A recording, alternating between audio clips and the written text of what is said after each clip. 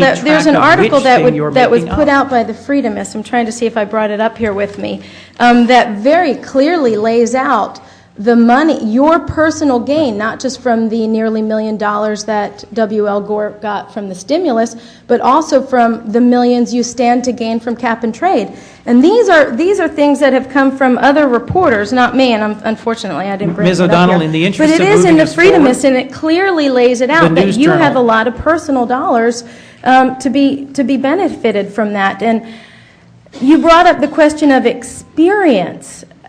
You know, yes. You cannot attack that I don't have experience. I have more Washington experience than my opponent. I have enough Washington experience to know.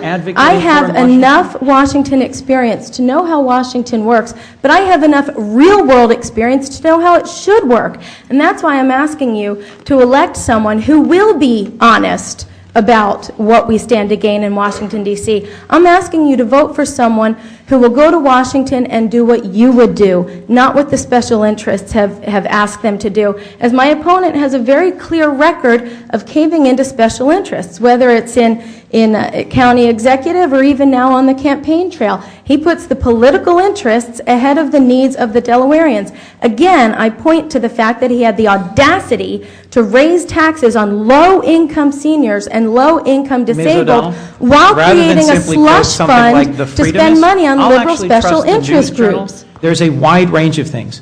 Tax policy, regulatory policy are critical, but so is the workforce, so is infrastructure, so is access to the marketplace. And there are critical investments we can and should continue to make here in the United States and continue fights to be fought in terms of fair trade to make sure that our competitors, particularly China but others, are not just blatantly counterfeiting American intellectual property and American-based and invented products, to make sure that we've got the infrastructure to grow in the 21st century. We inherited a tremendous infrastructure in this nation after the war.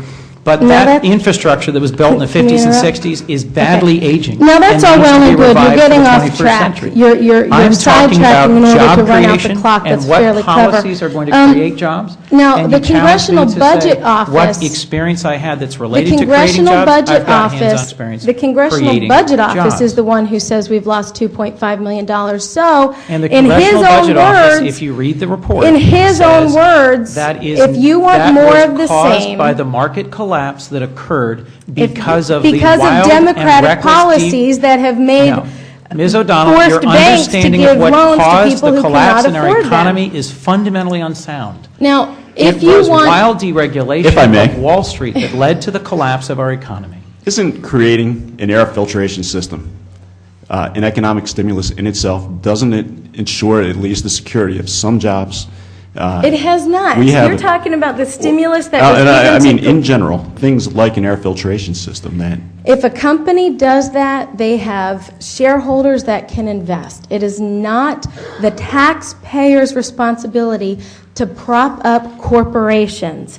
The taxpayers give their money to the federal government for a very limited role. Now, as my opponent has so proudly admitted, excuse me, I didn't interrupt you.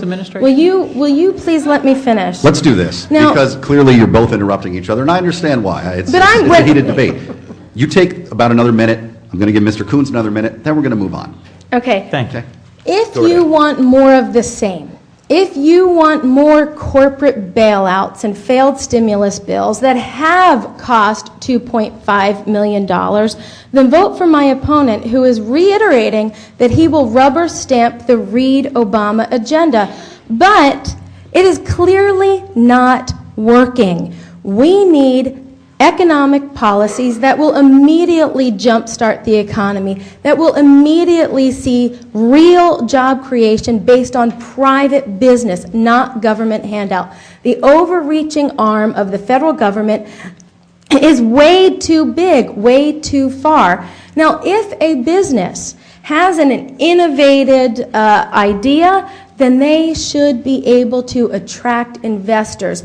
This is called the free market. That's how it works. It's not up to the taxpayers, especially in this economy, to pick and choose which corporation gets to succeed. I don't buy this too big to fail mentality. I don't think the government should be dictating what kind of salaries executives get, should be buying out corporations. We took over GM, and GM still closed their plant. It didn't help the Delaware taxpayers who paid for that. Let's do 60 seconds to Mr. Coon, and then we'll move on to another question. Thank you, Peter.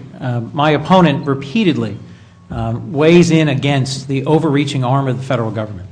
The federal government provides critical support in the short term and the long term for our economy and its competitiveness, whether it's the Export-Import Bank, the Department of Commerce's export promotion programs, the Small Business Administration, or lots of other things that our federal government does to constructively support capital formation, market exploration, infrastructure, or exports. I believe that the federal government can and should play a critical role in supporting and sustaining innovative, creative companies that are the key to growing our way out of this recession. My opponent makes it clear she doesn't understand capital formation, the appropriate role of the federal government in helping to grow our economy, or the very real potential for Delaware to benefit from a number of the policies that I'm advocating. Last, my opponent in her tax policy says she will not close the tax loophole that provides incentives for American companies to ship jobs overseas. Her position is clearly different from mine on that. I will end that practice and make sure that we reward and invest in those companies that are growing invention and manufacturing here in Delaware and here in the United States. I can't draw a clear contrast for you in our views about what should happen going forward. All right, very good. Thank you, Mr. Coons. Live for Widener University School of Law, our panelists this morning, Mark Nardone from Delaware Today, Tamala Edwards from ABC 6 Action News, WDEL's own Alan Ludell, and Chad Livengood from the News Journal. And Tamala Edwards, the floor is yours. All right, we've talked a lot about economic policy in the last few minutes. I'd like to take a turn to social policy, because when you look at Delaware to be such a small state, some stats jump out at you. This state has the 5th highest AIDS rate in the nation and the 6th highest teen birth rate in the nation. What would you as a senator do to fight those statistics? I think we probably start with Mr. Coons this time. Yes. One of the things about the Affordable Care Act that I support is its significant increase in the role and the investment in preventive care, in wellness, and in community health centers. There is a critical role in the nonprofit sector and in the federally funded healthcare sector for outreach and education. HIV/AIDS is a terrible disease that has affected millions of Americans, and we need to push back both against ignorance and against a lack of appropriate education. Beginning at an early age, families and children need the tools to educate their children and to protect themselves and to have access to confidential and broad testing to make sure that those who are at risk of contracting HIV/AIDS and those who are living with HIV/AIDS have the resources and the support that they need. There's also innovative and appropriate programming that we can provide to reduce both teen pregnancy and low birth weight children. Several administrations here in our state have made real progress in addressing the issue of teen pregnancy and low birth weight babies, and I look forward to addressing that further in the cross discussion. Ms. O'Donnell, 60 seconds to you. I think that the best thing we can do is to empower the local organizations. Our government spends so much money on HIV care and research, and that's a good thing. However, in terms of seeing directly those statistics go down, we need to work with the local organizations that are working with the men and women who are impacted by these things for character development, for education, for outreach, to help people become aware of what we can do. Now, it is not the role of the federal government because we are simply too big and too bloated to understand the needs of the individual. So that's why I say this is something very important that should be taking place on the local level, empowering the organizations who do take on those things. When it comes to teen pregnancy, I sat on the board of Birthright, a local organization here in Delaware that addresses that through partnering with young women who have babies out of wedlock to give them what they need, the resources, economics, resources that they need, but not only that, to partner with them and mentor with them so that they can provide a better way of life for themselves. Thank you very much, Ms. O'Donnell. You're listening to 1150 AM, WDEL Wilmington, and WSDW HD3 Wilmington. It's 9 o'clock, and is there anything further we'd like to add on this particular question? Mr. Coons. I'll simply say that, in my view, one of the most effective and admirable programs, to get back to our earlier conversation about faith-based programs and their possible appropriate role, Bethel AME Church in Wilmington runs a program called Beautiful Gate Ministries, which provides confidential, free HIV testing. So if there's anybody who's listening, I'd just like to lift them up as an organization that's done a great job at reaching out and trying to tackle this significant problem in our community. We also need to push back against the bigotry that historically has mischaracterized the origins, the causes, the impact of HIV/AIDS. I also frankly think we need to advance education. We need to empower parents to educate their children and to give them age-appropriate and a full range of tools to educate their children to reduce teen pregnancy and to make sure that those teens who do get pregnant get access to quality health care. Part of why I support the Affordable Care Act is its significant increase in preventive care, in wellness, and in supporting for the community health centers, exactly the sort of centers, whether it's Westside Health or other health centers in our community that have made a great impact in affecting all three of the issues that we're talking about. Ms. O'Donnell, a final thought before we move on? Okay. WDEL's Alan Ludell. The question is yours. The United States has formally declared war against foreign nations 5 separate times in our history, but not with recent wars. Depending on how you look at the Constitution, constitutional liberalism, etc., should a president be able to wage war without a formal congressional declaration of war? Or in another way, are you satisfied with the current system where the president asserts the constitutional authority to commit troops without the need for congressional approval, but the president gets congressional authorization that satisfies the provisions of the War Powers Act? Ms. O'Donnell, 1 minute to you. Sure. Alan's question probably steered toward Mr. Coons for one cycle. It is true with 4 panelists and 2 people, the same person gets the question. So, there's no problem with that.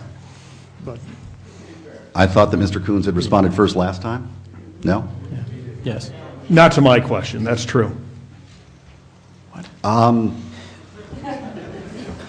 Want to flip a coin for it? I don't really, No, I think that's Just fair. make a I think if judgment you were call about keeping a which tally, ones. I've been answering first on the majority of them, but it's going to be no different when I stand up in the U.S. Senate and have to go against my leadership and the party leadership. So I'm used to opposition, but I think out of fairness, we'll shoot this one to Coons. I will say I admire my opponent's persistent willingness to take on and fight everyone, including the panel, me, our institutions. 60 seconds. I'm not the one who asked for a lifeline.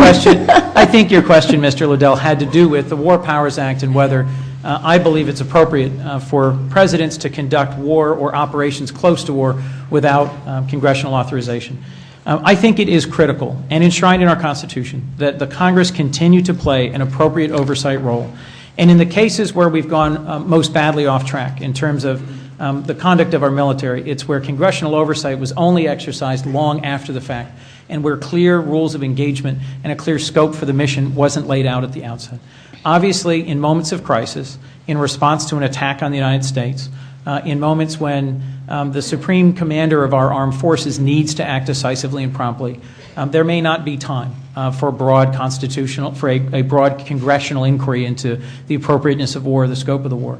But as a senator, I would repeatedly act to hold the president accountable, a president of either party, for their conduct of a war, for their conduct of foreign affairs, to make sure that they are in keeping with our most fundamental values and that they're effective in keeping us safe. Very good. Ms. O'Donnell, 60 seconds to you. I think when it comes to officially declaring a war, you're setting a whole new tone that may not always be necessary when our national interests